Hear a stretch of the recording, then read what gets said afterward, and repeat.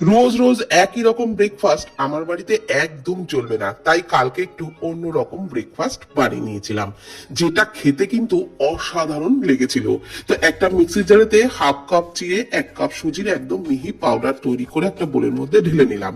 তারপর ওই মিক্সি জারেতে কয়েকটা চিনি বাদামেরও পাউডার তৈরি করে নিলাম। এইবার ওই চিড়ে সুজির পাউডারের মধ্যে 2 টেবিল চামচ গুঁড়ো দুধ, পরিমাণ মতো লবণ আর বাদামের গুঁড়োটা দিয়ে দিলাম একটু চিনি আর গোলমরিচ গুঁড়ো, সমস্ত শুকনো উপকরণ ভালো করে মিশিয়ে নিয়ে অল্প অল্প দুধ দিয়ে ডোটাকে কিন্তু প্রথমে একটু সফট করেই মাখতে হবে, কেননা যেহেতু এর মধ্যে সুজি আছে 10 মিনিট ঢেকে রাখলে ডোটা কিন্তু অনেকটাই সেট হয়ে যাবে। তারপর একটু সাদা তেল দিয়ে খুব ভালো করে মেখে নিয়ে হাতের পাতাতেও একটু সাদা তেল মাখিয়ে ঠিক এইভাবে টিফিন গুলো বানিয়ে নিলাম। তারপর একটা ছান্তার পিছনে এইভাবে টিফিন গুলোকে একটু ডললে একটা সুন্দর ডিজাইন কিন্তু তৈরি হয়ে গেল।